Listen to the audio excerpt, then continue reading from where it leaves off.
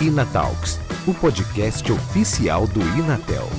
No programa Mundo Tech, você acompanha especialistas em conversas sobre temas em alta no mercado da tecnologia e inovação. Inatel, o futuro não tem hora, mas tem lugar.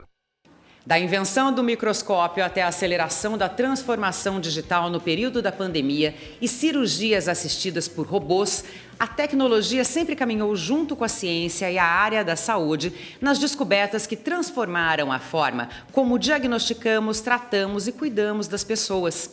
Cada vez mais universidades e empresas do segmento médico se conectam para desenvolver soluções que impactam na vida da gente. Inteligência artificial, robótica, internet das coisas, realidade virtual, aprendizado de máquinas, big data. Esses são só alguns dos exemplos. É a tecnologia e a educação a serviço da saúde. Eu sou Daniela Lemos e esse é o tema deste episódio da série Mundo Tech do Inatalks, o podcast oficial do Inatel. A gente vai explorar hoje os desafios e as oportunidades das tendências tecnológicas no futuro da saúde no Brasil e também no mundo. E para falar desse assunto, eu trouxe dois convidados especiais aqui para a gente poder destrinchar esse tema, falar um pouco mais de tecnologia e saúde, o que a gente já tem, para onde a gente vai. Eu começo apresentando o Diego Aristides, que é CTO e superintendente de produtos digitais e inovação do Hospital Sírio-Libanês e também do Alma Sírio-Libanês. Obrigada, Diego, pela presença aqui hoje. Muito obrigado pelo convite. Uma honra participar aqui, poder dividir a mesa com vocês, bater um papo descontraído e falando como se conecta, né, a saúde com a tecnologia. Tenho aqui comigo também o professor Juliano Augusto Nascimento Leite, mestre em Engenharia Elétrica, coordenador da pós de Engenharia Clínica e Engenharia Biomédica do Inatel. Obrigada pela presença, professor. Obrigado, Dani. Obrigado, Diego. Acho que vai ser muito bacana hoje a gente ter esse dedo de prosa, essa conversa aqui, como diz o mineiro, né? Sobre esses assuntos de tecnologia, inovação, os desafios que a gente tem. Estamos aí para isso. Ô Juliano, vamos começar então abordando essa questão, porque a tecnologia a gente sabe que sempre foi uma ferramenta importante na área da saúde, né? Com os avanços tecnológicos e essa aceleração da transformação digital, qual é a importância que você enxerga da tecnologia para inovação na medicina? Aí a gente está falando desde diagnóstico, tratamento, prevenção de doenças. Como é que você enxerga esse cenário? Olha, eu posso dizer assim que a tecnologia está crescendo de uma forma exponencial. E isso é bom, por um lado, porque a gente começa a atender diversas pessoas que antes não tinham acesso, né? A gente começa a ter essa divulgação, essa disseminação da tecnologia no nosso meio. E também vão existir pessoas que também ainda não vão conseguir ter esse acesso. Então, eu acho que nesses extremos que nós temos de muitas pessoas sendo atendidas e outras pessoas que ainda não estão conseguindo ter esse acesso, eu acho que a tecnologia está para poder conseguir fazer isso. Então, a gente pega, por exemplo, tecnologia 5G. Né? Hoje eu posso estar no interior do Amazonas, lá, por exemplo, fazendo atendimento. Né? Então, eu consigo fazer uma telemedicina bem feita e sem precisar de ter muita tecnologia envolvida. Antigamente, a gente precisaria ter um monte de tecnologia dentro desse aspecto para poder fazer uma comunicação com o pessoal lá.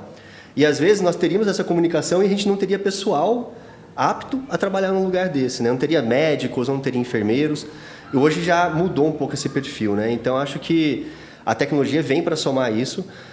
Eu, como professor aqui do Inatel, na área de engenharia biomédica, eu vejo que os profissionais que estão entrando hoje no mercado de trabalho, eles já têm isso no DNA deles, já está embutido no DNA, porque eles já cresceram nessa tecnologia. Então, para eles é fácil integrar isso, né?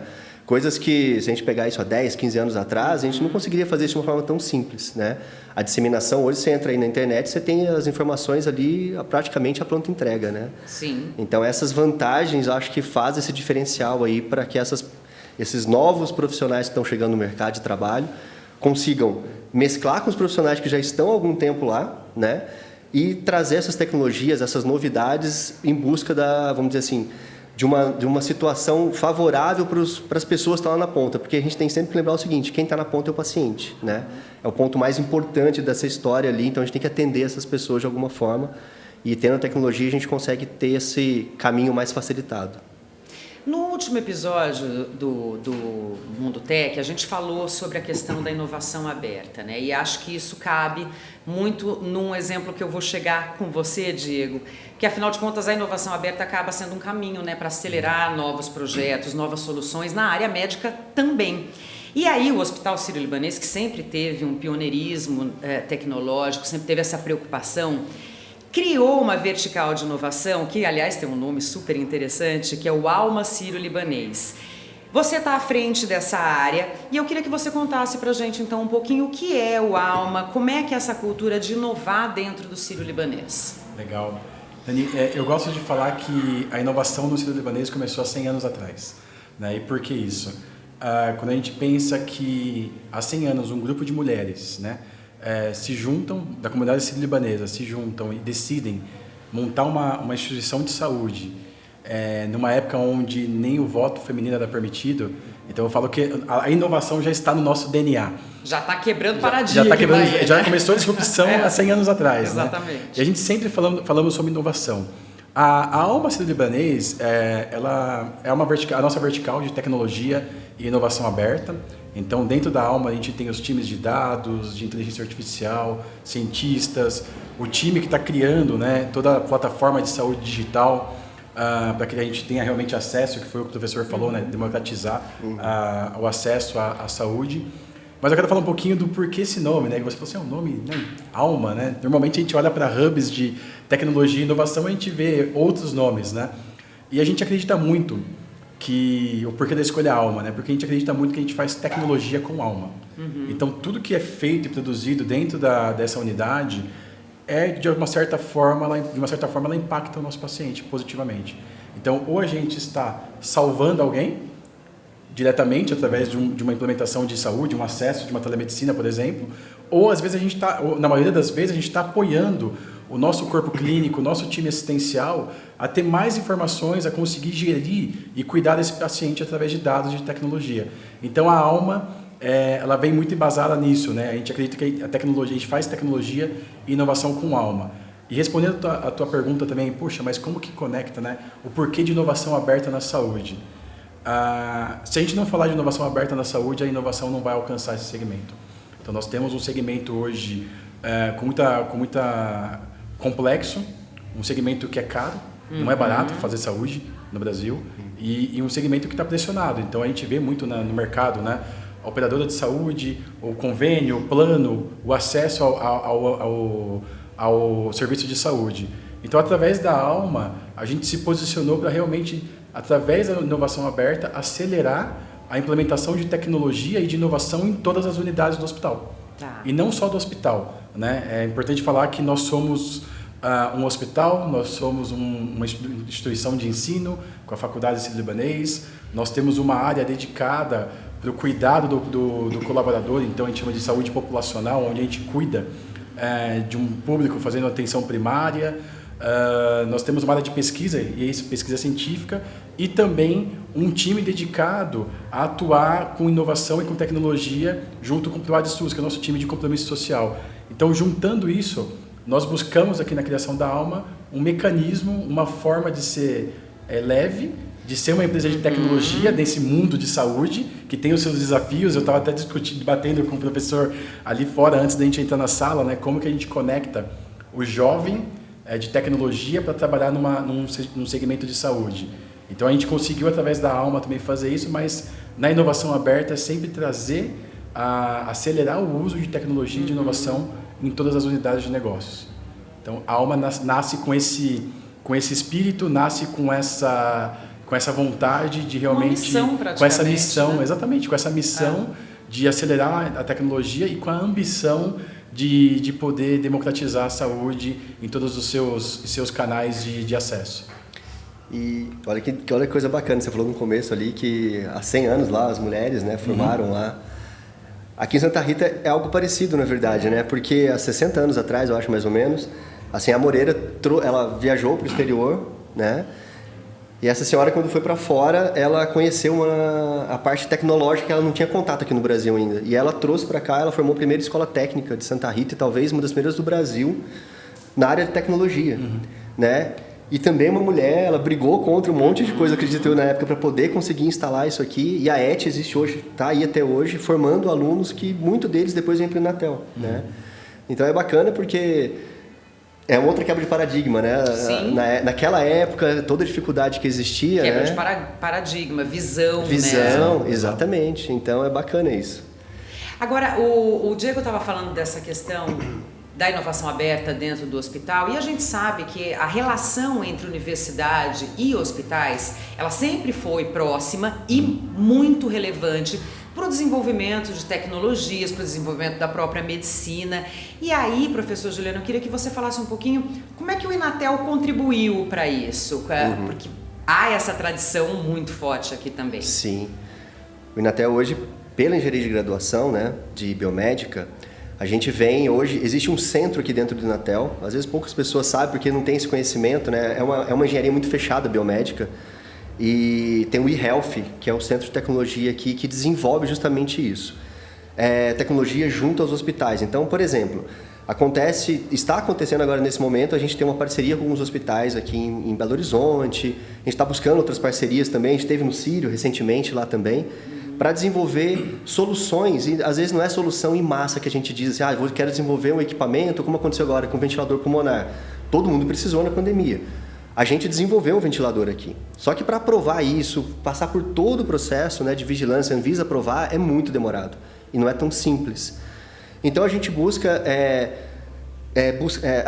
como é que eu vou falar para vocês assim? Conseguir soluções das dores que essas pessoas têm no hospital do dia a dia. Então, por exemplo, tem um pessoal lá que eles têm geladeiras para guardar medicações e eles precisam monitorar em tempo real o que está acontecendo com aquela geladeira. Ela não pode desligar em momento nenhum. Porque senão o que acontece? O medicamento está ali dentro, custa 20, 30 mil reais. Às vezes uma geladeira tem 30 desses medicamentos lá dentro, vão perder 200 mil. Então a gente está desenvolvendo nesse momento todo um sistema, uma tecnologia, para poder conseguir fazer uma integração dessas geladeiras com um sistema, né? Então a gente está falando já de armazenar esses dados, saber o que está acontecendo. Se de repente um equipamento desse para, ele liga ou manda pelo WhatsApp alguma mensagem para a pessoa. Então isso é um dos projetos que a gente tem. A gente está com vários projetos dentro do hospital. Então o aluno, né, o profissional, tanto da pós quanto da graduação, a gente busca trazê-los para cá para poder entender a realidade que esses hospitais têm e com isso a gente buscar soluções, né? Essas soluções que parecem às vezes pequenas, mas que são grandes problemas no dia a dia para essas pessoas, né? E quando a gente consegue trazer isso para cá e mostrar para eles, olha, faz assim, porque eles não têm esse conhecimento às vezes, né? Não tem um núcleo de desenvolvimento, tecnologia funcionando às vezes dentro de todos os hospitais, então para eles isso favorece bastante aquilo que eles precisam lá para resolver aquele problema pontual, ou às vezes é um problema grande, né, que vai a gente conseguir essa solução para eles. Professor, você falou de soluções pequenas, eu acho que quando a gente fala de saúde, nada é pequeno, né, em termos de solução. Acho que qualquer coisa que venha para agregar e para somar é de uma importância muito grande. Aí, nesse sentido, Diego, eu queria que você falasse também dessa integração, dessa proximidade entre a universidade e os hospitais, mas aí com a visão do hospital e também da jornada de do paciente, do bem-estar do paciente. Legal. E é um fato interessante, né, que normalmente essa conexão universidade e hospitais, instituições de saúde, elas são feitas e são dadas historicamente do colégio, da academia, né? Então, o profissional de saúde que sai da academia acaba indo para um hospital e essa conexão é uma conexão natural. Agora, quando a gente fala de uma conexão de universidades que aplicam tecnologia, engenharia com o hospital, ela é recente, ela não tem um histórico muito grande. Ela é recente e ela está sendo impulsionada, né? Antes de responder essa pergunta, Dani, eu tenho uma provocação aqui para a gente, né? Até para debater contigo. Quando a gente olha para outro segmento, é importante a gente olhar para outros segmentos. Então, a gente olha para o varejo todo o varejo viraram empresas de tecnologia. A gente vai para o mercado financeiro virou empresa de tecnologia. A saúde vai ser a mesma coisa. Se nós não virarmos empresas de tecnologia, tech companies, a gente não vai conseguir dar o acesso que precisa e cuidar do paciente. Porque tem um movimento aqui diferente, a gente não está falando mais de doença, a gente começa a falar de saúde. Né? E a saúde, ela começa na casa, ela começa fora do hospital. É medicina integrativa. Exatamente, ela está fora do hospital. E quando a gente começa a olhar para fora do hospital, a a gente tem que falar de tecnologia. E aí começa essa aproximação de empresas de tecnologia naturalmente migrando para o segmento da saúde. Eu fiquei 17 anos no mercado financeiro e fiz esse movimento. Então a gente começa a ter uma aproximação. E essa aproximação é uma aproximação boa, porque a gente ali começam a nascer parcerias que não só resolvem as dores dentro do hospital, mas que possibilita o acompanhamento remoto desse paciente.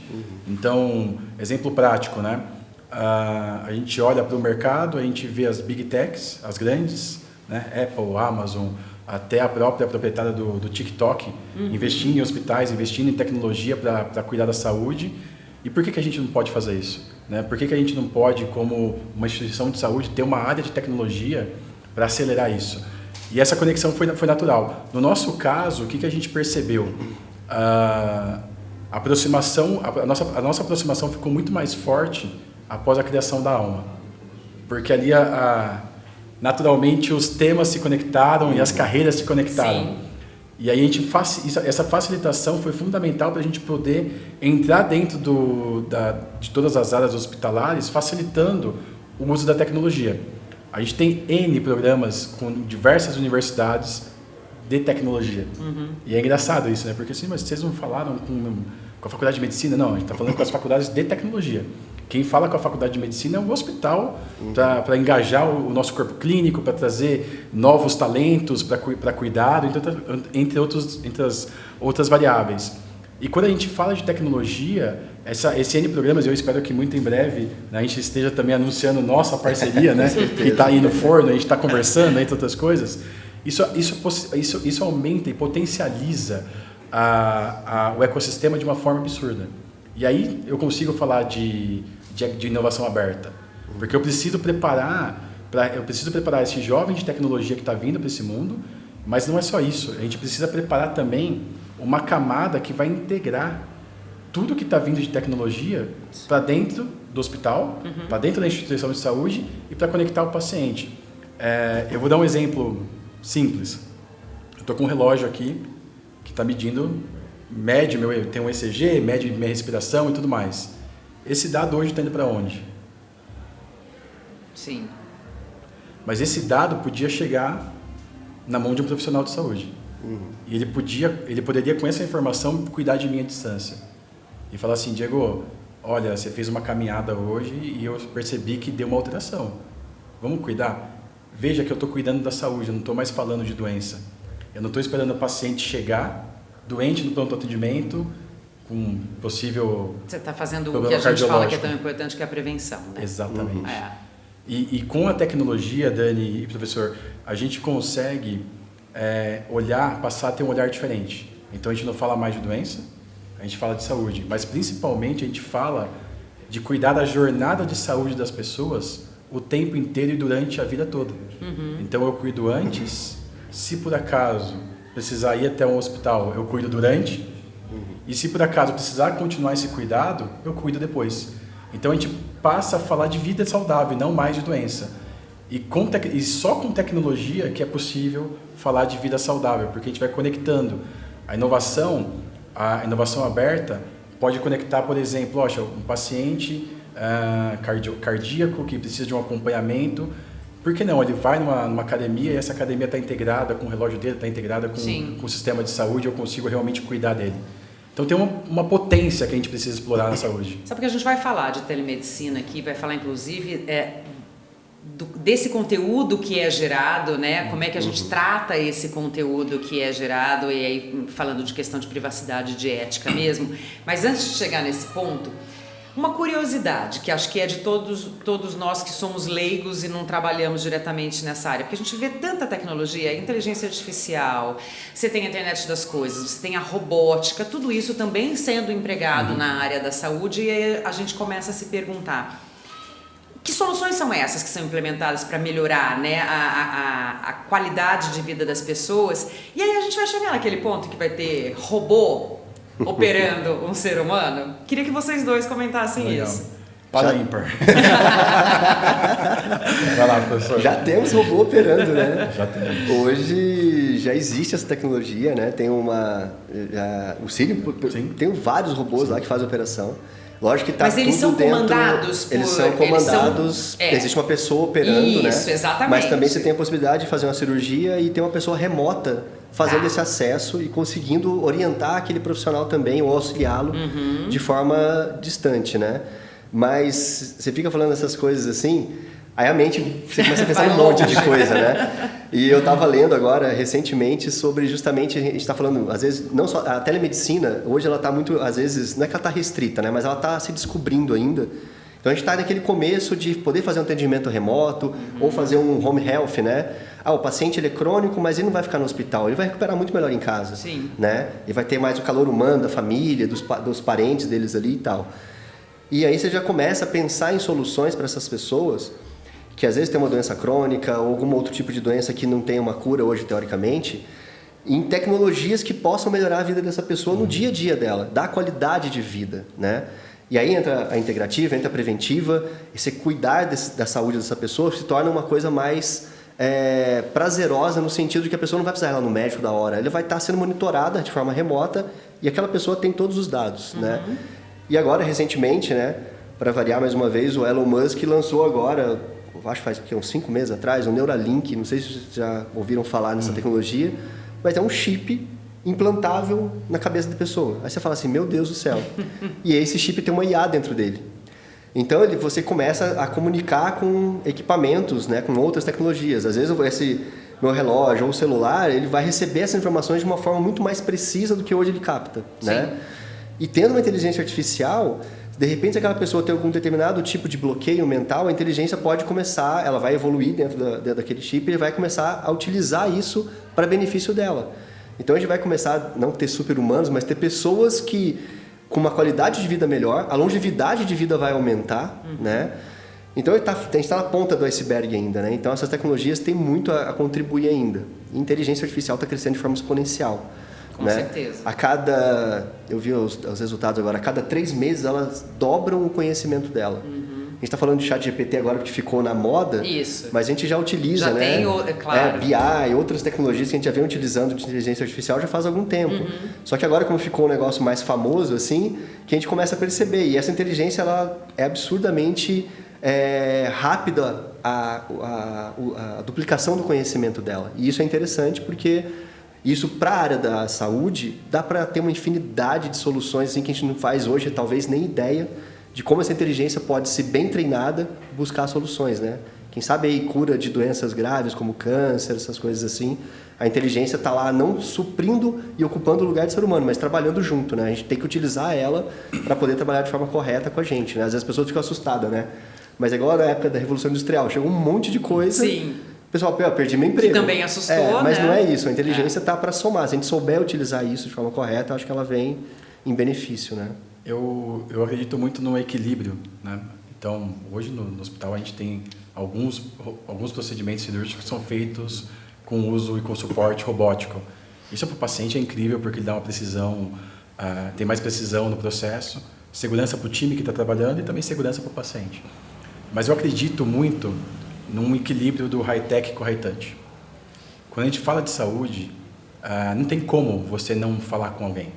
E é importante você falar com alguém, né? É importante ter esse contato físico, esse contato até que emocional, porque são momentos delicados.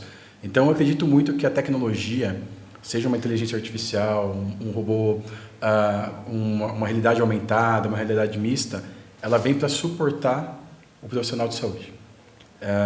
Então, ela vai trazer mais informações, ela vai trazer mais qualidade no desfecho, ela vai trazer mais segurança para o processo.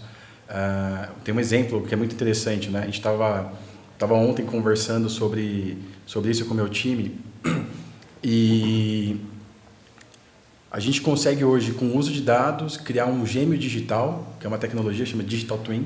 A gente cria um gêmeo digital e a gente consegue simular todo o tratamento desse paciente de forma digital.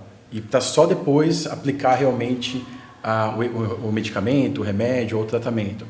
Então isso traz uma segurança enorme para o paciente. E esse é um uso de tecnologia de forma inteligente a favor do paciente, a favor do segmento. E por que isso está acontecendo só agora, né? Eu sempre falo em todo lugar que eu vou, nós estamos no melhor momento para se viver.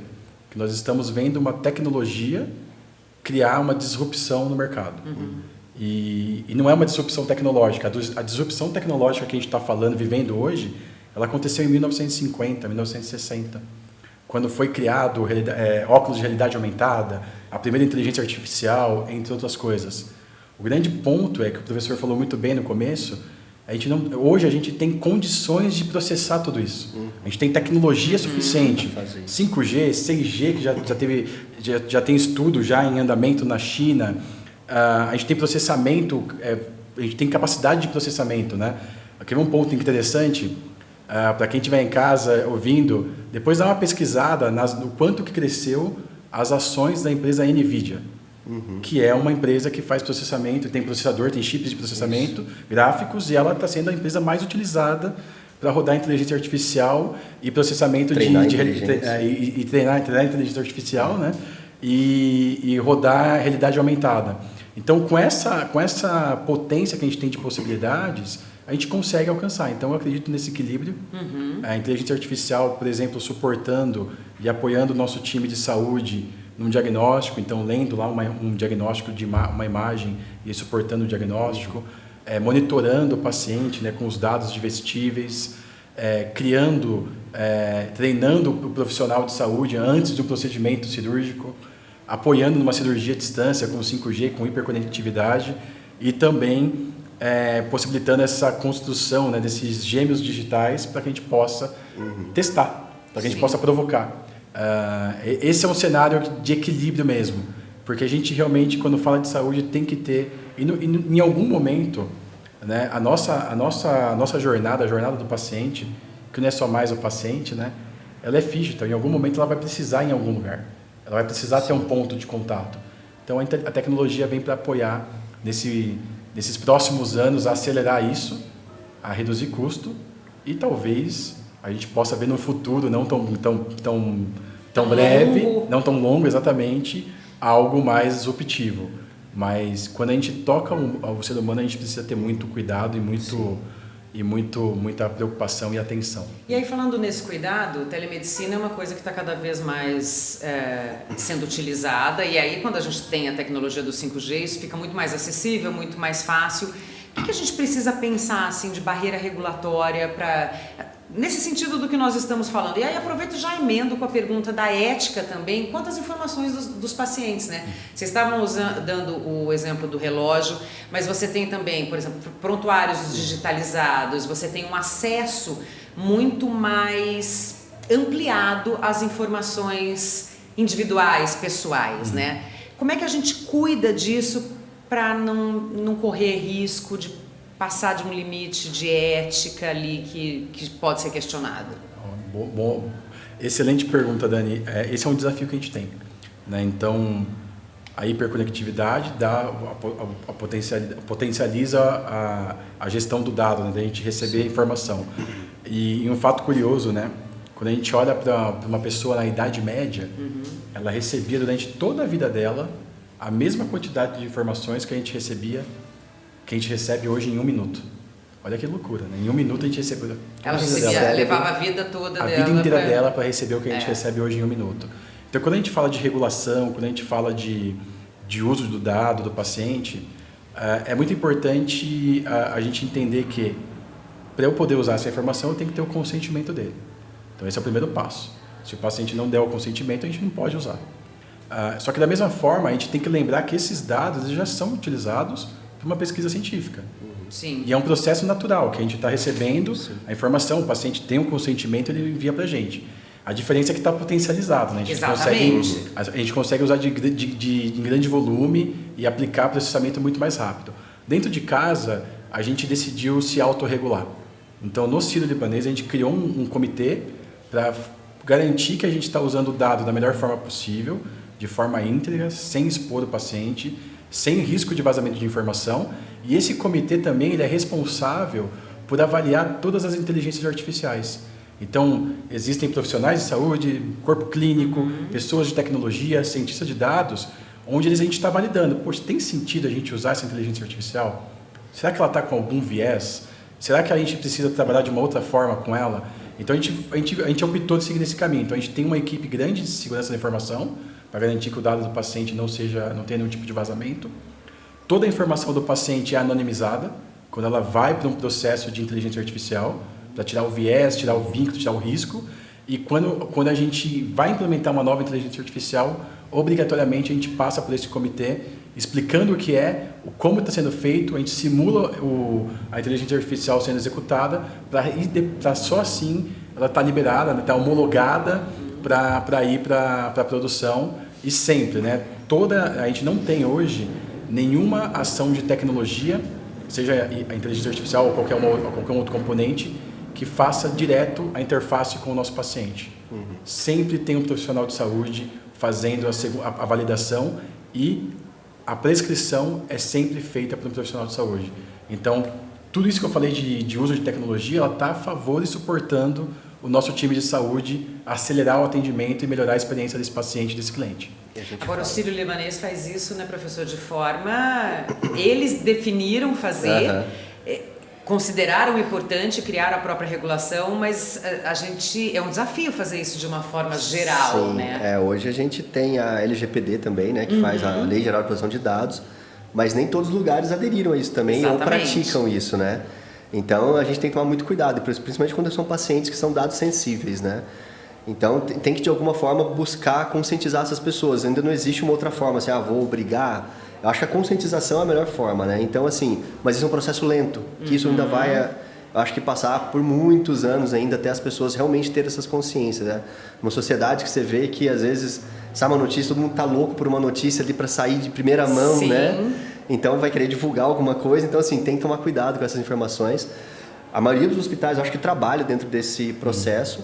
E também de cibersegurança, né? Eu acho que é uma tecnologia que veio junto depois porque é muito dado, né? Então a gente fala de Big Data e outras coisas que se a gente não tiver uma cibersegurança muito bem focada por trás e atuando, a gente vai acabar uma hora ou outra, vai ter um hacker que vai invadir, vai ter alguém que vai pegar essas informações, né? Infelizmente. Isso acontece de tempos em tempos, né?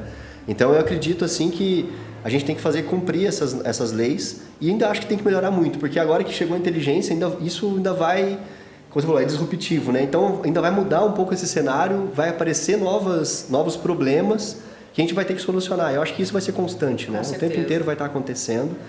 E a gente estava falando, né, eu acho que a inteligência nesse aspecto, a inteligência artificial, ela às vezes a gente precisa ter o contato, né? O médico, o psicólogo, o enfermeiro, é importante ter esse contato com a pessoa. Às vezes não é contato físico, mas é a fala, a segurança que essa pessoa passa para o paciente. E eu acho que tendo a tecnologia toda envolvida, sobra mais tempo para esse profissional trabalhar com essas pessoas, atender eles de uma forma mais individualizada, né? Então acho que isso é importante também. A gente tem aqui um projeto de desenvolvimento, uma pesquisa, que um aluno está desenvolvendo uma realidade virtual para entrar no mundo das crianças. É como se fosse um ambiente todo estilizado para crianças, até 6 anos, eu acho, que a criança é atendida dentro desse ambiente. Então, o médico não vai estar lá com a cara dele, ou o psicólogo vai estar com a cara dele, vai ter uma cara de algum personagem que a criança gosta e ele vai conversar com ela daquele jeito. Então, a criança se solta mais, conta mais as coisas, né? Então, eu acho que... Mas tem que ter uma segurança dessas informações. Com certeza. Né? Eu não posso deixar aquilo ali solto naquele meio se não tiver uma segurança. Então, acho que cada vez mais tem que ter essa conscientização e essas leis têm que ser cumpridas mesmo, né?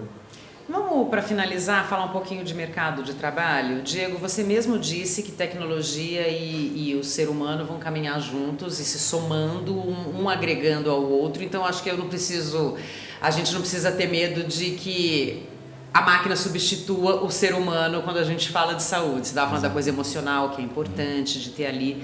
Quem quer entrar nesse mercado hoje, então? Quem quer se profissionalizar na área da saúde, pensando no uso e no avanço da tecnologia, como é que se prepara para isso? Qual é o olhar que tem que ter? Boa. Cada vez mais procurar locais que conectem o ensino em saúde com tecnologia. Então, não existe, como você colocou, né, Dani, não é que vai substituir todas as pessoas, mas pode substituir quem não sabe trabalhar com tecnologia. Então, cada vez mais é importante que um profissional de saúde ele chegue na profissão dele sabendo ler, analisar um dado. Então, Hoje a medicina é baseada em informação em dado, né? Então como que eu consigo entender não só um diagnóstico, mas entender todo o processo que envolve o paciente, né? Quanto que ele teve de informação, de sinais vitais. Então é preciso saber essa leitura em dados. Basicamente os hospitais vão ser todos data-driven, né? Então tem que saber utilizar dados. O outro ponto é que cada vez mais a tecnologia está no beira-leito. Então, cada vez mais a tecnologia está no dia a dia da operação. Então, hoje no Ciro a gente tem o profissional, ele carrega com ele um carrinho, né, onde tem computador, entre outras coisas. Ele também utiliza palma, ele utiliza celular. Ele consegue fazer, por exemplo, toda uma anamnese que acontece no paciente, que antigamente ele colocava lá, escrevia no papel ou digitava em algum lugar por voz. Então, cada vez mais a tecnologia está sendo disponibilizada para esse profissional. Então, não tem como não entrar no mercado sem buscar o mínimo de tecnologia, conhecer o mínimo de tecnologia. E aí fica uma provocação, né, para o nosso segmento educacional em saúde. Coloquem tecnologia, busquem, né, componentes onde o aluno vai ser provocado e estimulado a fazer análise de dados. Não estou falando para implementar uma inteligência artificial, mas que consiga trabalhar com uma inteligência artificial que vai entregar uma informação muito relevante para que ele possa ter um cuidado diferente com o paciente. Então, é entender como usar a tecnologia. Futuro a gente pode ter massificado o uso de óculos de realidade mista, então que vai realmente facilitar essa implementação. Esse é o profissional de saúde que está chegando. Por um outro lado, também existe uma missão nossa, né, de conectar essas gerações. Então, a pessoa que é nativa de tecnologia, engenheiros biomédicos, desenvolvedores, engenheiros de dados, e habilitar elas para essa leitura de tecnologia para a saúde. E conectar, né, o profissional de saúde com essa nova equipe. Porque ainda hoje existe uma barreira que acaba separando, né? Opa, calma aí, você conhece computador, eu conheço gente. Sim. Né? Cada um na sua. Cada um na sua, né? É quase aquela, né, professor? Para você arrumar um computador, você pode desligar o computador. Eu não posso desligar ninguém, o paciente continua vivo, né? Exato. Então, como que a gente consegue conectar e equilibrar esses dois mundos, né? E cada vez mais, a gente tem visto as universidades de tecnologia formar pessoas com propósito. Não é só mais aquela tecnologia assim, você vai ser um programador, você vai ganhar muito dinheiro com tecnologia, você vai trabalhar para os Estados Unidos, morando no Brasil, ganhando em dólar. Cada vez mais a gente tem visto propósito nas pessoas. Então, isso facilita também a minha vida como líder de tecnologia de um grande hospital. Eu ia chegar justamente na área educacional, professor. Da área acadêmica, como é que você enxerga isso? O que as pessoas precisam, como elas precisam se preparar? Que tipo de soft skills, por exemplo, elas têm que desenvolver para se dar bem nesse mercado? Eu vejo assim, principalmente a área de engenharia biomédica ou após nessa área, quando você entra em engenharia parece que é uma área dura, né? Fria. Então, assim, mas a engenharia biomédica não pode ser desse jeito, como as outras engenharias, de certa forma, são. A gente tem que formar o profissional na hard skill lá, que é fazer o curso em si, ensinar as tecnologias, ensinar o que ele precisa saber para poder atuar no mercado, né, e entender o mínimo possível daquilo. Mas, se ele não tem essas soft skills hoje em dia, ele vai ser uma pessoa que ele não vai ser bem sucedido. Ele pode até fazer o trabalho dele do dia a dia ali, mas, por exemplo, assim, ele tem que ter uma boa comunicação. E quando eu falo comunicação, eu trabalhei durante muitos anos em um hospital como engenheiro clínico. Então, assim, eu tinha que conversar com a direção do hospital, que é um corpo administrativo, geralmente. Então, você tem uma linguagem para falar com eles, e não pode ser linguagem de engenharia. Você tem um corpo clínico, né, médicos, enfermeiros, fisioterapeutas, que estão todos ali, você tem que conversar a linguagem deles. Então, você tem que entender desses assuntos e estar no mundo deles para poder você estar no mesmo nível de conversa, de entendimento, né? Então, a comunicação é uma delas. Eu vejo que a proatividade também. Eu acho que isso, principalmente, a pessoa hoje que não o profissional que não tem essa proatividade, ele não vai correr atrás, né? Porque a universidade, se o aluno quiser, ele vai empreender, ele vai inovar, mas dentro da nossa área a gente empreende o tempo inteiro, né? A gente está buscando soluções o tempo inteiro. Então, se ele sai daqui com uma visão de que ele pode buscar conhecimento, não só saber aquilo que ele aprendeu, mas que lá fora o conhecimento vai continuar, ele tem como buscar isso, ele vai continuar fazendo esses novos empreendimentos, né, dentro da própria área que ele está trabalhando. Então, vai chegar no hospital e vai perceber, nossa, tem coisas que estão erradas aqui, eu posso resolver isso. Né? Então, ele vai buscar essas soluções. Né?